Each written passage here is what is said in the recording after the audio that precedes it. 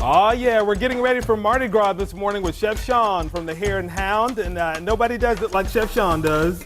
We're always loving to have you here for especially these big events, Awesome. big food events, especially like Mardi Gras. Big food events, and of course, you know, my mom was Cajun, so I was raised cooking Cajun food, and of course with Mardi Gras coming up and Fat Tuesday on its way, I figured today we would do a spin-off of kind of an etouffee. Today we're going to start off with, of course, I made a blonde roux, which is basically about a quarter of a cup to oil to a quarter of a cup of flour, and you slowly cook that until you get to a blonde stage. And to this I've added my Trinity, which is peppers, celery, and onions. The Father, the Son, and the Holy Ghost, the Trinity. But it's a traditional have Trinity in a lot of French and Creole cooking. So I've got this in here mixed with my roux, and it's going to basically make a sauce.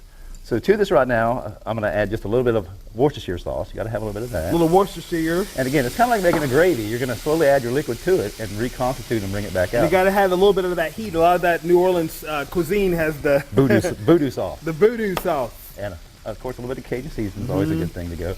And now at this point, what I want to do is I want to add my sausage. This is andouille sausage, which is it's a double smoked sausage. Smoked. Which is the meat is actually smoked before it's cased, and then it's smoked after it's cased. Huh.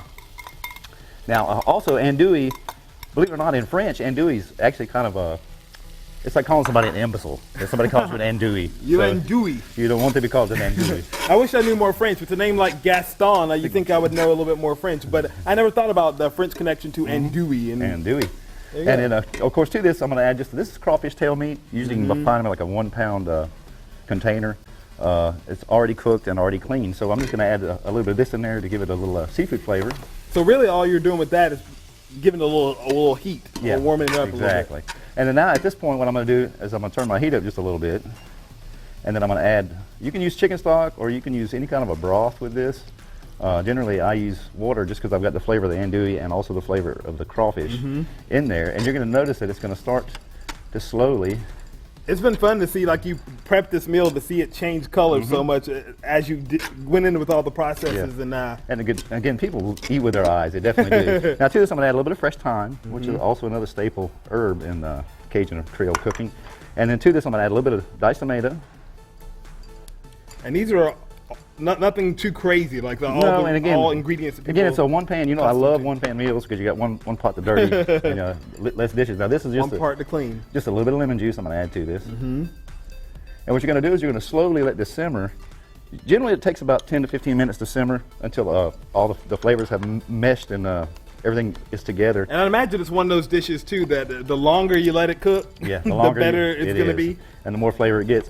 And if you find, like right now, I think it's just a little too thick after I added my tomato paste to it, what I'm going to do is go back in and add just a little more broth. You can thin it out a little bit. Now you don't want to add too much because you can always add, but you can't take it out. Right. It's what my mom used to call drowning the miller. You don't want to drown the miller. Don't do that. And again, you just want to let this simmer. Now, if you like it hotter, you can add some pepper flakes to this. But you don't want to run people out of the kitchen on Mardi Gras because everything's way too spicy. You want them to be able to eat it, right? Exactly. So we're letting that go, and I also see you have a little rice over here. This right here is just a little. It is basically a little bit of a saffron rice. Okay. With a little saffron, some fresh herbs, and a little bit of butter, and I'll let it simmer down. And it's going to be an integral part of what we're going to do when we plate. Any tips on cooking this type of rice? You want to make sure, sometimes with rice, you want to make sure to rinse it because it could be very starchy. Like, for instance, a jasmine rice, you almost have to rinse it 3 or 4 times because if not, it seizes together. Basmati is a little bit different. It's not as starchy as jasmine. It's probably one of my favorites. I buy bagged rice. I know chefs hate to hear they're like, oh no. Hey, 25 pounder is the way to work it. Like the kind I do the microwave rice. Just put it in the microwave and let it go. You know, there's so many convenience products out now. Yeah. And, part of I never went to culinary school to cook, and it's wonderful to see these people from the program that are here today. Butterfly Foundation. To be able to teach and show people. I learned looking over my mom's shoulder in the kitchen, and was very fortunate to have some really good chefs that I apprenticed under.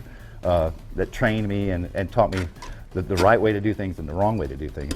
And I think they were asking all types of questions about things. So that's really cool that you were doing that. And it's great. It's great to have people engaged in what you're doing and what you're cooking. That's what you want. So at this point, what we're going to do is we're going to go ahead and you pop that off there. Look at that. So we've got I was wondering what was under it. It's like, what type of secret is this? What could it be? What could it be? And then we're just going to go around this plate right here like this. And again, this still probably needs to be thinned out just a little bit more, and you can thin it out. I'll tell you another thing that's really good to use in Cajun cooking, or what I use, is a Zing Zang Bloody Mary mix. A Zing Zang Bloody Mary mix. Zing Zang Bloody Mary mix works really well with any kind of Creole Cajun cooking. Awesome. Let's get a shot of this as Chef Shawne is plating this beauty up. Looks nice.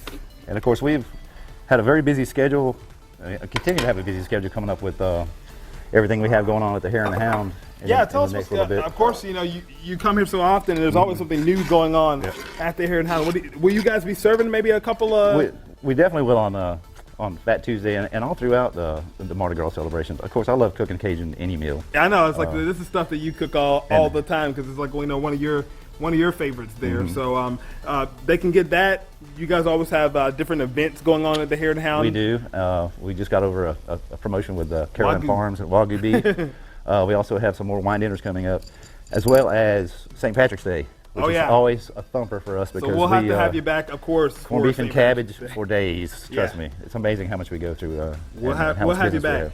You have a Facebook page in case people are asking specifics about some of the recipes. They can always go there and find Chef Shawne Shell. You can go to Chef Shawne Shell. I have a fan page there.